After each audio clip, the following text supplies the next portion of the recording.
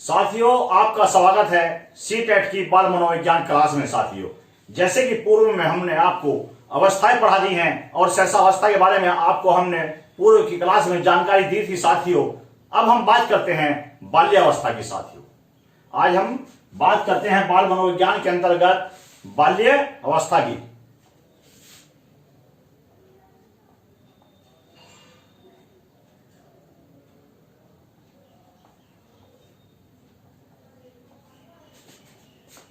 बाल्यावस्था की। साथियों, ठीक है ना। ये मार्कर ब्रेक चल रहा है, दूसरे से देखते हैं। ये बारीक है, मार्कर परमानेंट है, चल नहीं रहा है। ये साइन इसकी दूसरी है। साथियों, इससे देखते हैं क्या ये मार्कर गिर गया है।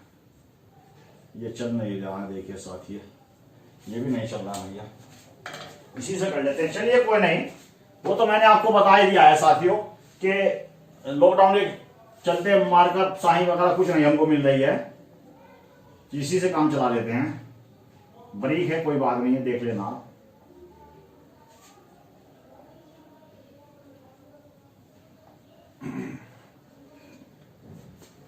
बाल्यावस्था की बात कर रहे हैं साथियों आज हम। अब आप क्या करेंगे, आप इसको नोट करते रहेंगे, मैं आपको बताऊंगा साथियों, मैं इसकी जानकारी दूंगा। जो मेन बात होगी मैं उसको यहां पर नोट भी कर दूंगा साथियों। इसलिए मेरा अनुरोध है आपसे कि कल हमने आपको सहसावस्था क्लियर करा दी थी, आज बाल्यावस्था की ओर बढ़ते हैं साथियों। बाल्यावस्था जो हमारी होती है साथियों, बाल्यावस्था हमारी 6 से 12 वर्ष होती है। यानी कि बाल्यावस्था की जो आयु रखी गई है, इसमें जिस उम्र के बच्चे रखे गए हैं वो 6 से 12 वर्ष तक के बच्चे बाल्यावस्था में के अंतर्गत आते हैं। आप इसको बिल्कुल जहन में उतार लें कि बाल्यावस्था के अंतर्गत 6 से 12 वर्ष तक के बच्चे आते हैं साथियों।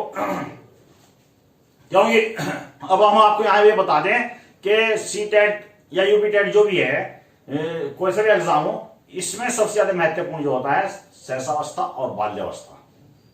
ठीक है, इसको आप ज्यादा अध्ययन कर लेंगे। किशोरावस्था कम लगता है, लेकिन बाल्यावस्था पर ज्यादा जोर रहता है, सहसावस्था पर। अब हम आपको बाल्यावस्था के बारे में जानकारी देते हैं, ठीक है ना, कि इसके अंतर्गत क्या विशेषताएं पाई जाती हैं साथियों। इस अवस्था को मानव विकास का अनोखा काल कहा जाता है। यानी कि बाल्यावस्था को साथियों, बाल्यावस्था को मानव विकास का अनोखा काल कहा जाता है और विकास की दृष्टि से यह एक जटिल अवस्था है साथियों। ठीक है, आशा करता हूं समझ गए होंगे। एक बार फिर आपको बता देता हूं, ये जो मानव विकास की ये जो बाल्यावस्था है हमारी, इस अवस्था को हम मानव विकास का अनोखा काल कहते हैं साथियों। और विकास की दृष्टि से यह एक जटिल अवस्था मानी जाती है साथियों। और इसी में हम आपको बता दें, इस काल में सीखने की गति मंद हो जाती है। बाल्यावस्था में सीखने की गति मंद हो जाती है, चिंतन और तर्क शक्तियों का विकास हो जाता है इसके अंतर्गत साथियों। ठीक है ना। और पूर्व बाल्यावस्था जो होती है साथियों, वो 6 से 9 वर्ष होती है। पूरे मतलब एक बाल्यावस्था हो गई, एक उत्तर बाल्यावस्था हो गई, एक पूर्व बाल्यावस्था हो जाती है साथियों। जो हमारी पूर्व बाल्यावस्था होती है साथियों, वो 6 से 9 वर्ष होती है और इसमें बालक तेजी से बढ़ता है। यानी कि पूर्व बाल्यावस्था में जो 6 से 9 वर्ष है, उसमें बालक तेजी से बढ़ता है। इसी के बाद पूर्व बाल्यावस्था के बाद हम बात करेंगे उत्तर बाल्यावस्था की साथियों।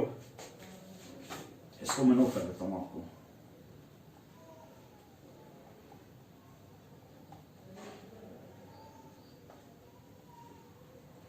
जो हमारी पूर्व बाल्यावस्था है साथियों, वो है 6 से 9।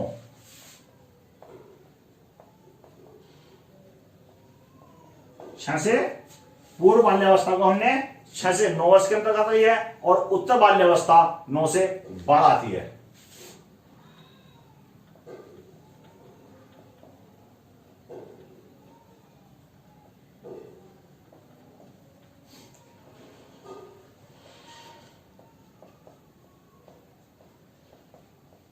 ठीक साथियों, बाल्यावस्था को पूर्व बाल्यावस्था 6 से 9 वर्ष, उत्तर बाल्यावस्था 9 से 12 वर्ष। ठीक है साथियों।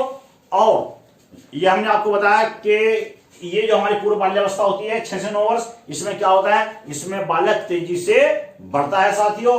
और हम यहां बात कर रहे हैं उत्तर बाल्यावस्था की, जिसमें आयु होती है 9 से 12 वर्ष। इसकी विशेषता साथियों है कि यह विकास में मतलब इस अवस्था में विकास में एक स्थायित्व आ जाता है, मतलब स्थायी भावना आ जाती है, स्थायित्व तो पैदा जाता है बाल्यावस्था के अंदर, बच्चे के अंदर, ठीक है ना साथियों।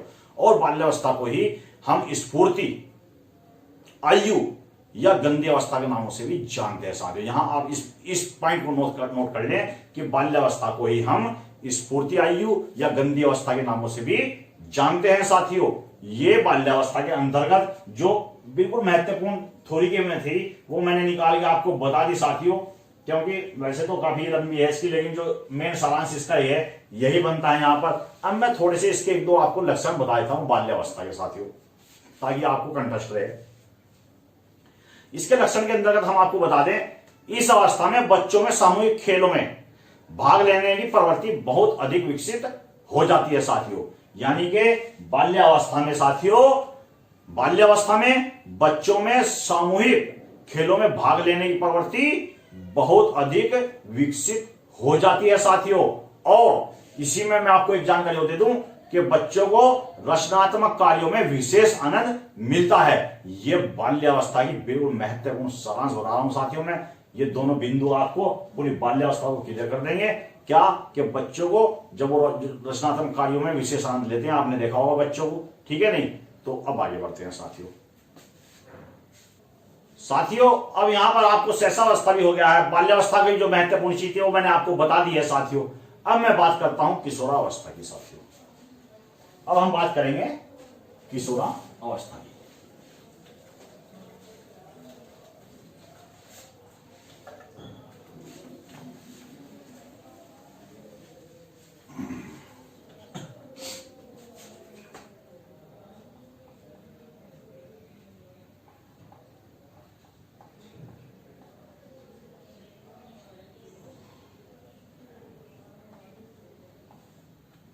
अब बात कर रहे हैं हम साथियों किशोरावस्था की। और किशोरावस्था की जो आयु मानी हुई है वो 12 से 18 वर्ष।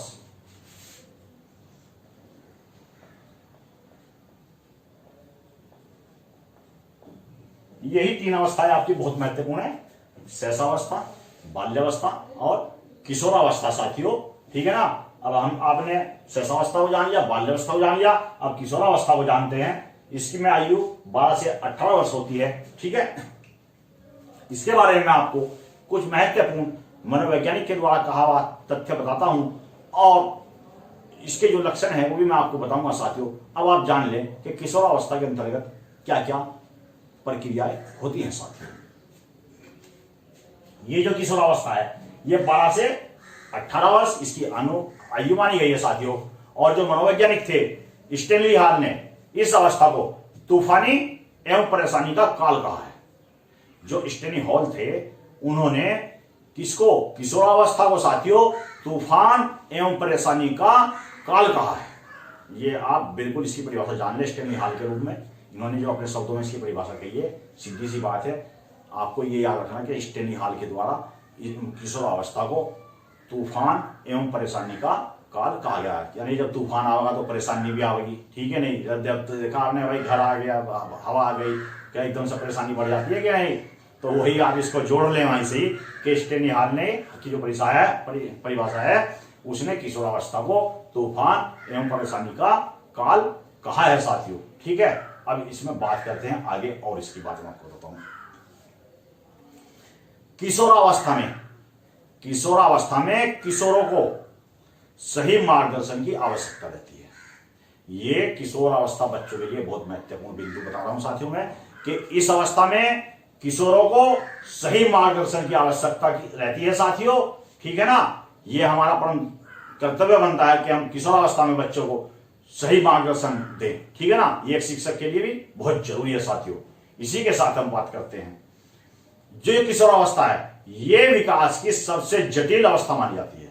किशोरावस्था विकास की सबसे जटिल अवस्था है।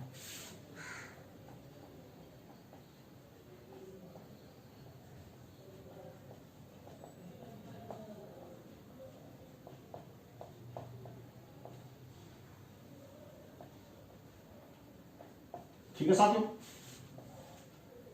किशोरावस्था विकास की सबसे जटिल अवस्था मानी जाती है साथियों। और अब मैं यहां बता दूं आपको, जो किशोरावस्था का काल है ना, जो किशोरावस्था काल में विशेषकर यौन दृष्टि से अनेक परिवर्तन होते हैं, जिसकी वजह से किशोरों का जीवन तनाव, चिंता, संघर्ष आदि से घिर जाता है साथियों। ठीक है ना, ये मैंने आपको किशोरावस्था के बारे में बताया। अब मैं इसके एक दो आपको लक्षण बताता हूं साथियों।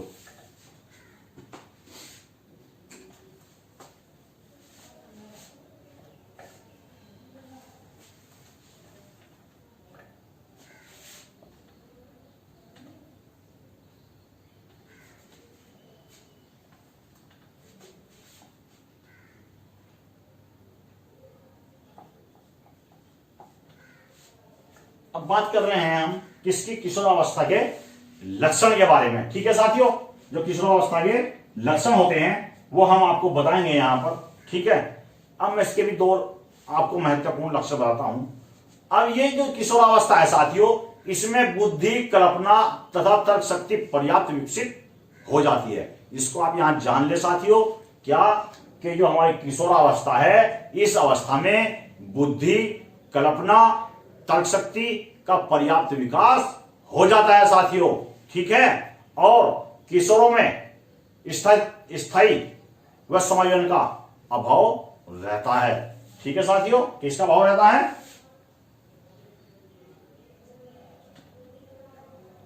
यह हम आपको बता दें, इसमें जो समायोजन का अभाव रहता है और किशोरों में।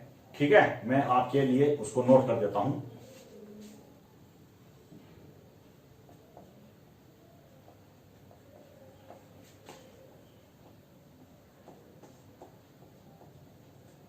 ठीक है साथियों, इसमें हमने बताया है स्थायित्व व समायोजन का अभाव रहता है किशोरावस्था में। स्थायित्व व समायोजन का अभाव रहता है। ठीक है, अब हम आगे बढ़ते हैं साथियों।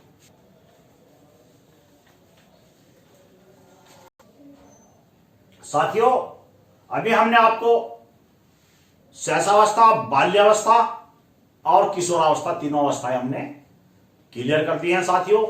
अब मैं एक और आपको बता रहा हूं, जो क्वेश्चन बार बार सीटेट में आता जाता है कि किस वजह से क्या दोष हमारे अंदर पाया जाता है। कि यानी कि जो बच्चा 6 को 9 लिख रहा है, पढ़ रहा है, ये सब कमियां होती हैं बोलने की, पढ़ने की, ये किस कमी से कौन सा रोग माना जाता है, ये बहुत महत्वपूर्ण है और अधिकतर बच्चे इसमें गलत करते रहते हैं। इसकी मैं भी आपको एक ट्रिक दे रहा हूं साथियों, इसको आप बिल्कुल जहन में उतार लें। इसकी ट्रिक मैं आपको बता रहा हूं, बोले मौखिक रूप से जिया। ये देखिए आप,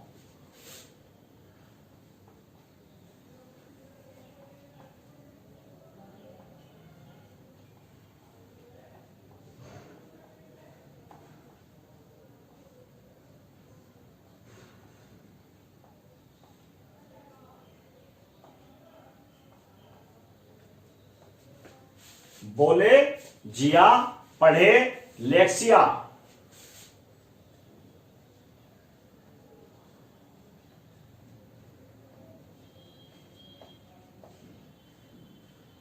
बोले, जिया, पढ़े लेक्सिया, लिखे इया। ठीक है साथियों,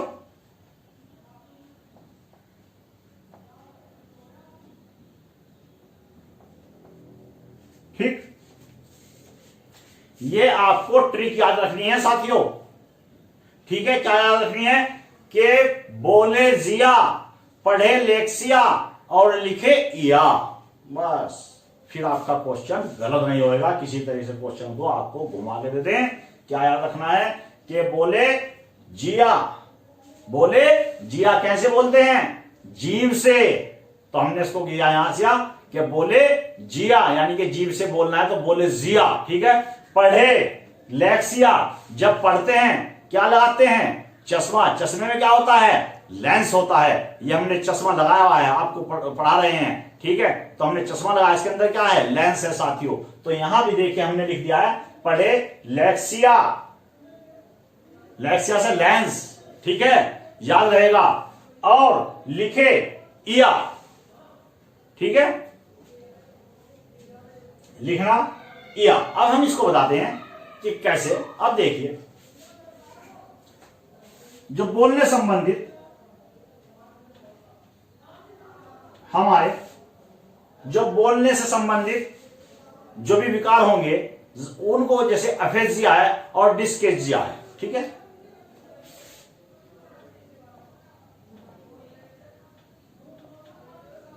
ये अफेजिया क्या आ रहा है इसके बाद में, जिया, अफेजिया, जिया, यहां क्या आ रहा है बाद में इसके, जिया, ठीक है साथियों। अब दूसरा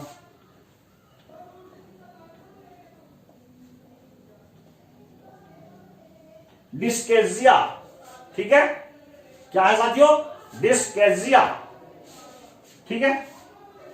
ये भी आता है, ठीक है, डिस्केजिया, यहां भी जिया और यहां भी जिया, ठीक है। अब लेते हैं इसको,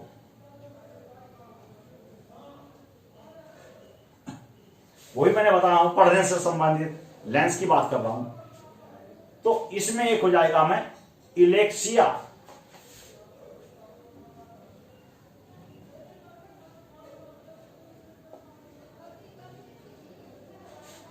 इलेक्सिया, ठीक है। और दूसरा हो जाएगा साथियों डिसलेक्सिया,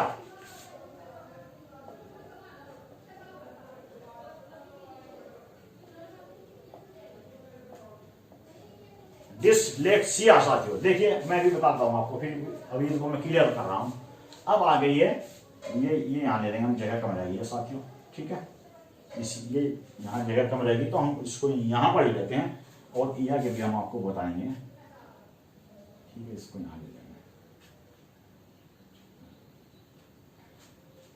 ये आपको दिख रहा होगा मार्कर बारीक है साथियों, लेकिन कोई दिक्कत नहीं, हमने आपको बता दी थी। आप बारीक लिखा जा रहा है, कोई दिक्कत की बात नहीं है, आप उसको इग्नोर करते हुए मेरी ध्वनि के ऊपर ध्यान दें और ध्वनि से ही ग्रहण करें साथियों, ठीक है। अब एक वो होता है अग्रेकिया,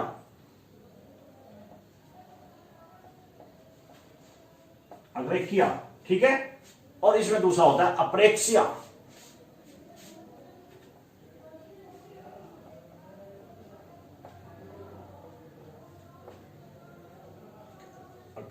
अग्रेकिया, अप्रेक्सिया, ठीक है साथियों।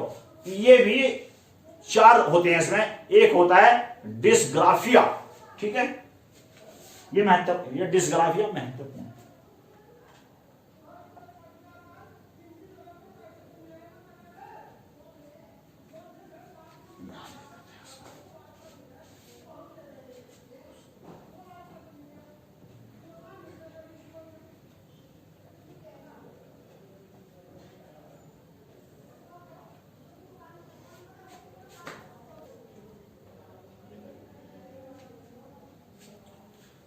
ये साथियों हमने आपको एक ट्रिक बताई है दोष जानने की, कि बोले जिया, मौखिक ब्रैकेट हमने मौखिक रूप से लिख दिया इसमें, कि बोले जिया पढ़े लेक्सिया लिखे इया।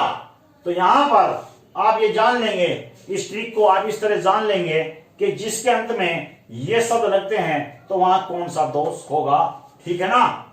यानी कि बोलने से संबंधित है, यदि अफेजिया और डिस्केजिया ये चीजें दी गई हैं, ऑप्शन दिया गया और बोलने से संबंधित विकार की बात हो रही है, तो यहां पर आपका अफेजिया और डिस्केजिया, यहां पर आप उसका चयन कर लेंगे साथियों, ठीक।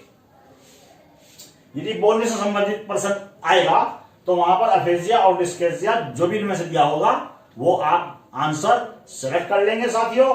अब बात कर रहे हैं पढ़े लेक्सिया, पढ़ने की बात हो रही है, लेक्सिया, ठीक है। सिया आ रहा है बाद में, ठीक है।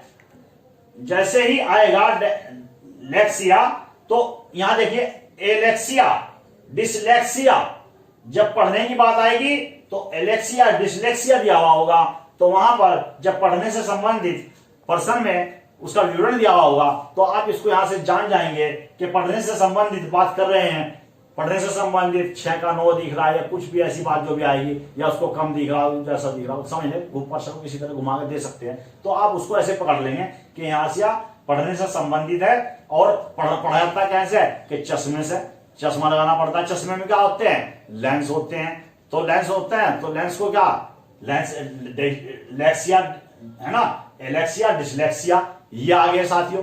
तो मेरा कहने का आशय यह है कि पढ़ने से संबंधित विकार होगा तो एलेक्सिया डिसलेक्सिया आंसर दिया होगा, उसको आप सेलेक्ट कर लेंगे।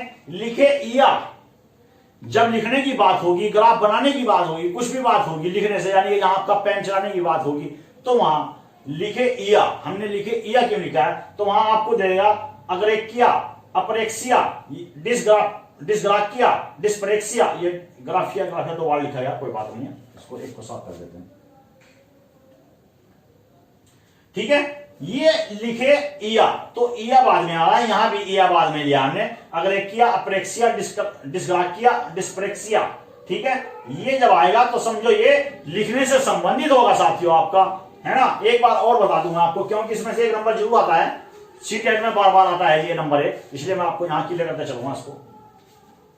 यानी कि जब कोई क्वेश्चन आएगा बोलने से का दोष उसमें होगा, बोलने से संबंधित कोई विकार होगा, तो वहां पर अफेजिया, डिस्केजिया जब ऑप्शन होगा दोनों में से, तो आप उसको उठा लेंगे, ठीक है। जब बोलने से मौखिक रूप से संबंधित बात हो रही है तो ये ले लेंगे, जब पढ़ने से बात होगी तो एलेक्सिया या डिसलेक्सिया हो जाएगा पढ़ने से संबंधित विकार में, जब उसको लेंगे हम। और जब लिखे या वाली बात होगी, लिखने से संबंधित बात होगी समझो, ठीक है साथियों। तो ये अग्रेकिया, अपरेक्सिया, डिस्ग्राफिया और डिस्प्रेक्सिया हो जाएगा, ठीक है। अब ये देखिए पहले क्या करता है आदमी, पहले बोलेगा, ठीक है, बोलेगा, पढ़ेगा, लिखेगा, यही दोष है महत्वपूर्ण इसमें।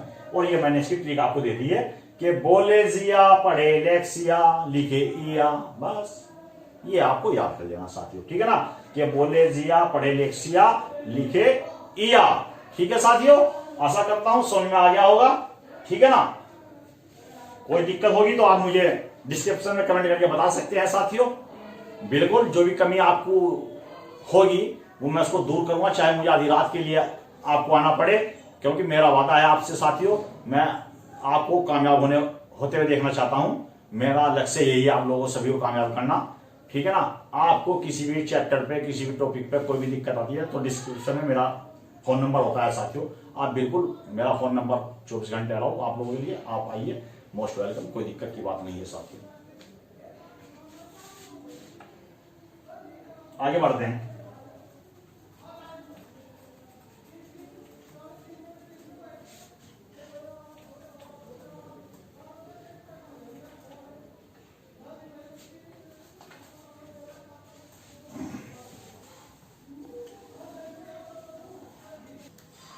साथियों अभी हमने आपको बाल मनोविज्ञान की अवस्था क्लियर कर दी है, ठीक है।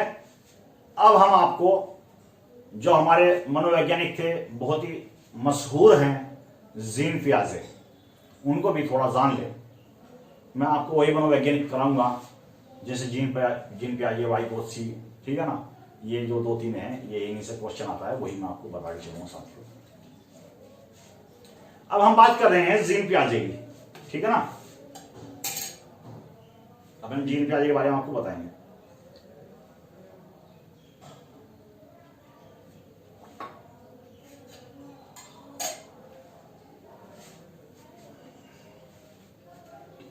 साथियों जो जीन पियाजे थे इसके बारे में मैं इसकी विशेषता बताता हूं, पहले इसके जान लें कि जीन पियाजे कौन थे। जो साथियों जीन पियाजे हैं वो स्विट्जरलैंड के निवासी थे। जो जीन पियाजे थे वो स्विट्जरलैंड के निवासी थे और साइमन बिने के निर्देश पर फ्रेंच बच्चों के बौद्धिक स्तर पर इन्होंने कुछ टेस्ट किए। इनके आधार पर इन्होंने अधिगम में शिक्षक की भूमिका को महत्वपूर्ण बताते हुए संज्ञानात्मक विकास की व्याख्या की थी। किसकी व्याख्या की थी साथियों?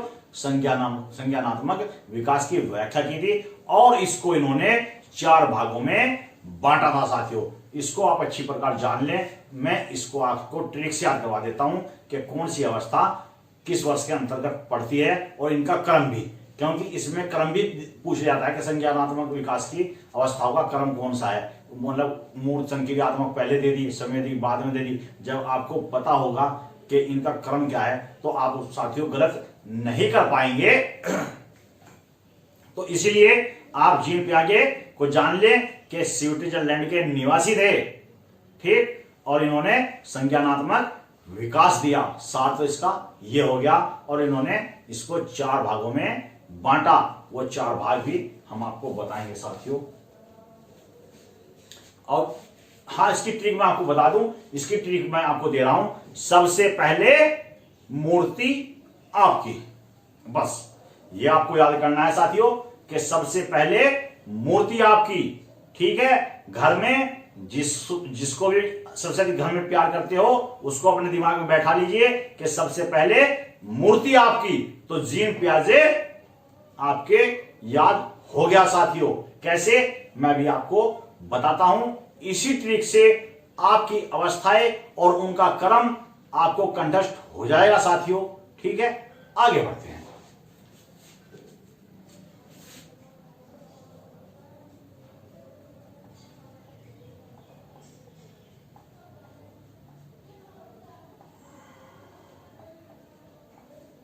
जीन पियाजे साथियों, ठीक है, इनकी हमने ट्रिक दी है आपको।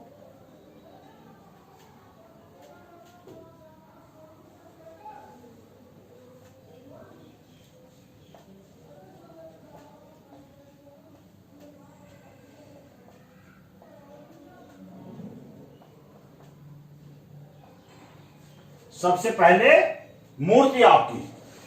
ठीक साथियों, यहां आप जान ले,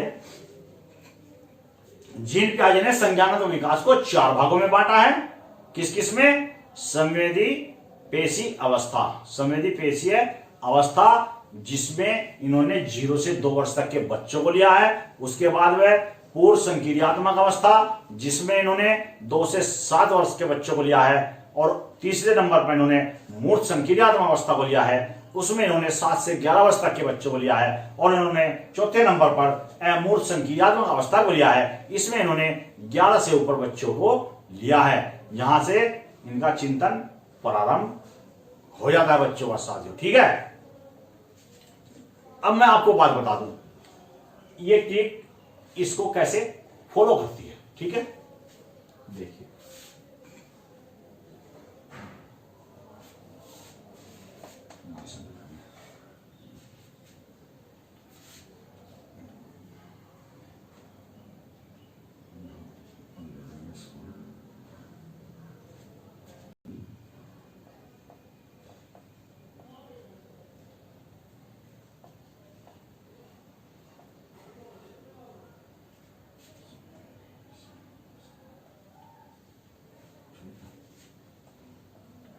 पहली अवस्था है हमारी संवेदी पेशीय अवस्था। संवेदी पेशीय अवस्था, इसकी आयु इसमें कितने वर्ष के बच्चे लिए गए हैं? 0 से 2 वर्ष तक के साथियों। ठीक है, 0 से 2 वर्ष तक के। अगली हमारी अवस्था है पूर्व संक्रियात्मक अवस्था।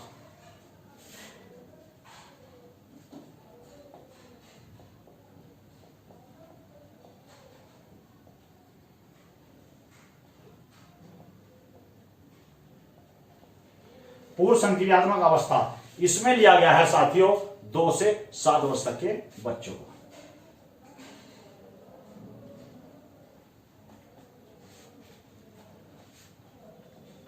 हमारी तीसरी अवस्था जाएगी मूर्त संक्रियात्मक अवस्था।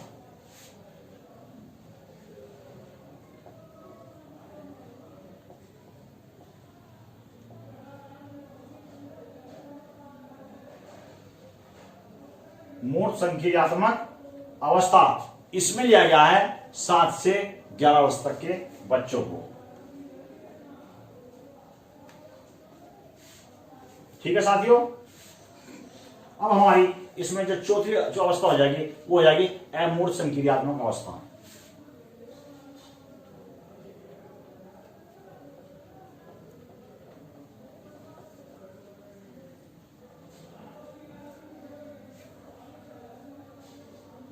इसमें 11 से ऊपर के बच्चे लिए गए हैं।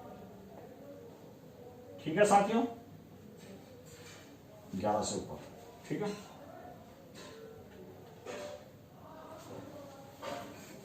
ये आप देख पा रहे हैं, मैंने पहले आपको 4 अवस्थाएं बता दी हैं। संवेदी पेशी अवस्था, सबसे पहली जीन पियाजे की जो संज्ञानात्मक विकास की अवस्था है वह है संवेदी पेशी अवस्था। इनकी दूसरी अवस्था है पूर्व संक्रियात्मक अवस्था। इनकी तीसरी अवस्था है साथियों मूर्त संक्रियात्मक अवस्था।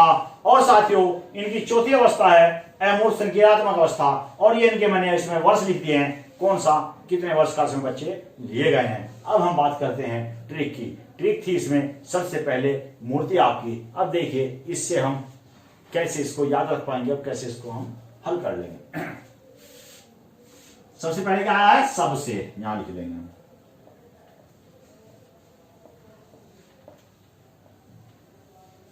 ठीक है साथियों, फिर है पहले,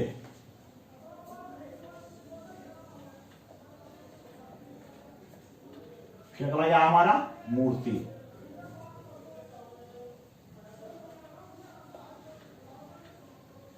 फिर क्या हमारा, आपकी,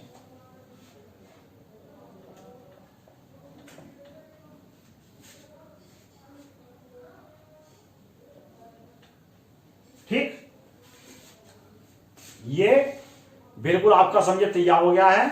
अब ये इसको जान लें, जीन पियाजे के जो संज्ञानात्मक विकास था उसमें 4 अवस्थाएं हैं कि हम कौन सी, संवेदी पेशी अवस्था 0 से 2 वर्ष, पूर्व संक्रियात्मक अवस्था 2 से 7 वर्ष, मूर्त संक्रियात्मक अवस्था 7 से 11 वर्ष, और अमूर्त संक्रियात्मक अवस्था 11 से ऊपर की साथियों। और इसको आप क्रम में याद रखने के लिए ये क्रम इसका आपको जब याद कर पाएंगे जब ये ट्रिक आपकी याद होगी। सबसे पहले मूर्ति आपकी साथियों, तो यहां पर हम आपको बता दें सबसे से संवेदी पेशी अवस्था हो जाएगा। जब मतलब पूछेगा कि इनका क्रम जानने के लिए, आप पूछ लिया कौन सी अवस्था है, तो ये ही आपका क्रम होगा। और यही 0 से 2 वर्ष, जब 2 वर्ष खत्म हुआ 2 से 7 वर्ष, जब 7 खत्म हुआ तो 7 से 11 वर्ष, और जब 11 वर्ष तक बच्चे ले लिए फिर से 11 से ऊपर तक के वर्ष ले लिए, बच्चे ले लिए हमने इसमें। तो साथियों सबसे पहले मूर्ति आपकी सबसे से संवेदी पेशीय अवस्था हो जाएगा, और पहले से पूर्व संक्रियात्मक अवस्था, पहले पूर्व कह देते हैं ना, जैसे कि भाई पूर्व में कहां थे आप, पूर्व में कहां थे या पहले कहां थे, वही है बात। पहले से पूर्व संक्रियात्मक अवस्था 2 से 7 वर्ष, और साथियों फिर आ गया मूर्त, मूर्त से मूर्त संक्रियात्मक अवस्था 7 से 11 वर्ष तक, और आपकी अमूर्त संक्रियात्मक अवस्था। ठीक है साथियों, यहां ए आ गया है, यहां मूर्त है तो यहां खाली मूर्त था, अब यहां अमूर्त संक्रियात्मक अवस्था हो गया है साथियों, तो यहां आप है, आप से मतलब अमूर्त। ठीक है, मूर्त पहले हो जाएगा, अमूर्त बाद में हो जाएगा, क्योंकि आप बाद में आ रहा है साथियों। ठीक है, आशा करता हूं जान गए होंगे कि सबसे पहले मूर्ति आपकी सबसे से संवेदी पेशी अवस्था, पहले से पूर्व संक्रियात्मक अवस्था, मूर्ति से मूर्त संक्रियात्मक अवस्था, आपकी से अमूर्त संक्रियात्मक अवस्था साथियों। ठीक है ना,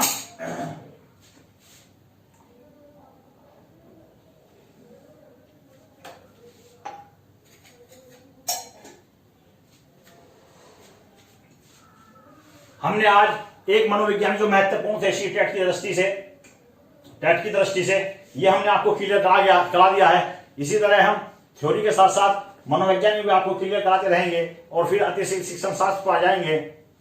लेकिन जो करा रहे हैं इसको आप जान लें। अब थोड़ी सी मैं आपको कुछ और महत्वपूर्ण बातें प्रमुख शिक्षा योजनाओं से संबंधित जो हैं वो आपको कंठस्थ करा दूं, उनको आप जान लें, मैं उनकी आपको जानकारी दे दूं, क्योंकि वो भी कभी कभी एग्जाम में पूछ ली जाती है, तो मैं यहां नहीं चाहूंगा कि मैं उनको यहां छोड़ के चलूं साथियों, क्योंकि जो मेरे नोट्स का हिस्सा है वो सब आपको बता के चलूंगा साथियों। ठीक है ना, ये आपका क्लियर। अब मैं आपको बात बता दूं, operation black board, operation black board ये जो है 1986 में, ऑपरेशन ब्लैक बोर्ड 1986 में प्राथमिक विद्यालय में भौतिक संसाधन जुटाना, ये आप शॉर्ट में इसको जान लेंगे कि ऑपरेशन ब्लैक बोर्ड क्या है। ये 1986 में, ठीक है, इसका सन 1986 है, और ये प्राथमिक विद्यालय में भौतिक संसाधन जुटाने से संबंधित है साथियों। ठीक, मैं बिल्कुल वही सारांश दे रहा हूं इसका, बस इसी से ही क्वेश्चन आप लगा लोगे, सन पूछेगा उससे पूछेगा कि किससे संबंधित है ये ऑपरेशन ब्लैक बोर्ड, ये बोर्ड वगैरह कमरे विद्यालय में कितने हैं, है ना, ये सब उसी से ऑपरेशन ब्लैक बोर्ड के अंतर्गत आते हैं साथियों। लेकिन इसमें आप इतना जान लीजिए ऑपरेशन ब्लैक बोर्ड 1986 में है, और ये प्राथमिक विद्यालय में भौतिक संसाधन जुटाने से संबंधित है। अब बात करते हैं हम डॉक्टर यशपाल समिति।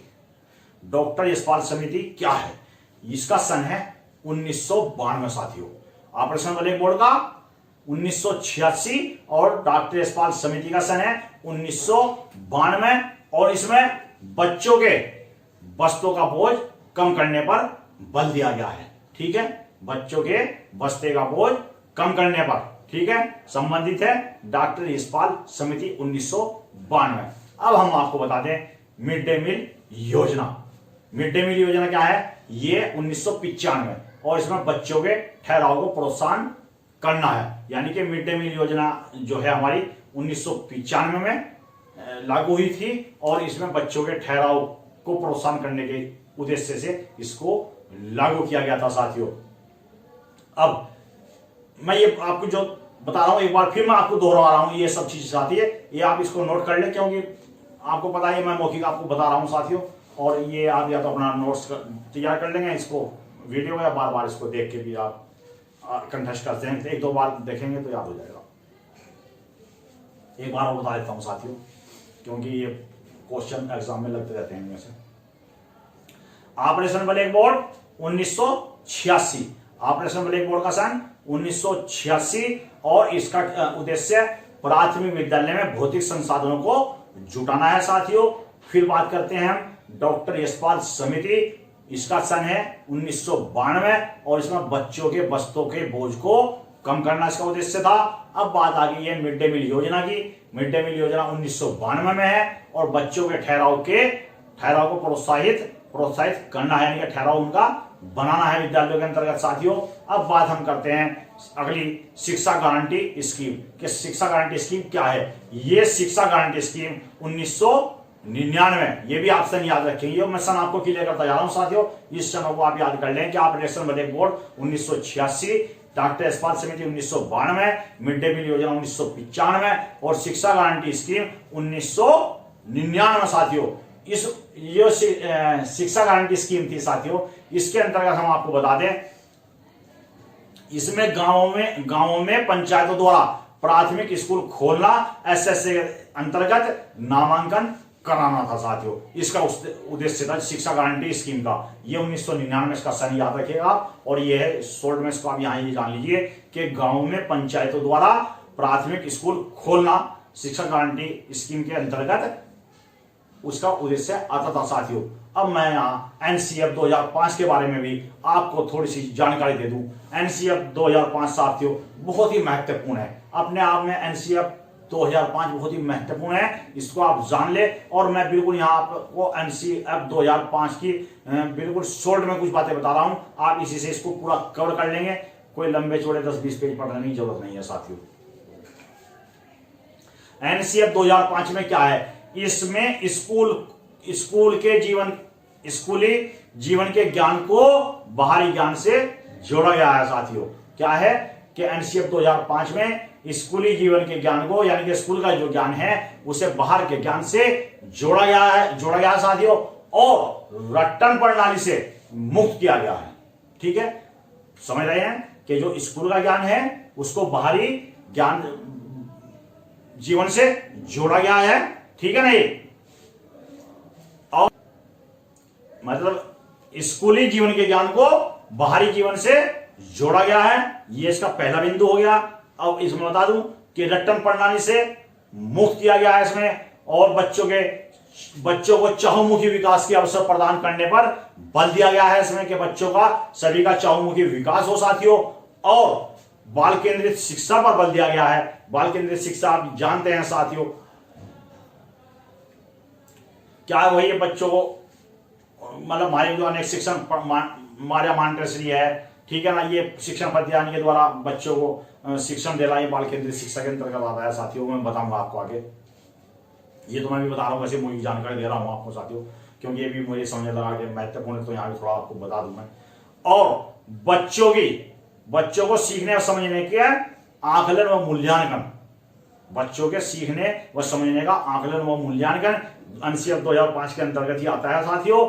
और शिक्षण अधिगम प्रक्रिया में बच्चों की भागीदारी सुनिश्चित हो, यह भी एनसीएफ 2005 का मुख्य उद्देश्य है। यानी कि मैं आपको ये कह सकता हूं, ये जो भी मैंने आपको बिंदु बताए हैं इनको आप देख लें मेरे हिसाब से तो एनसीएफ 2005 में साथियों, ये मैंने आपको बिल्कुल इसका सार बता दिया है। यदि इतना भी आप याद रख लेंगे तो आप यहां से क्वेश्चन गलत नहीं करेंगे, ऐसा मुझे विश्वास है साथियों। ठीक है, अब मैं यहां आपको बता दूं साथियों, जो हमारे चैनल पर नए हैं, वो हमारे चैनल को सब्सक्राइब, और जो आपके बगल में राइट हैंड पर ये बेल आइकन है, इसको दबा दें साथियों। घंटी जो दिख रही है इसको बजा दें, क्योंकि जब ये बजेगी तभी हमारी वीडियो आप तक पहुंचेगी। तो इसको आप जरूर बजा दें, इसको दबाइए, घंटी बजाइए और हमारी वीडियो सबसे पहले पाइए साथियों।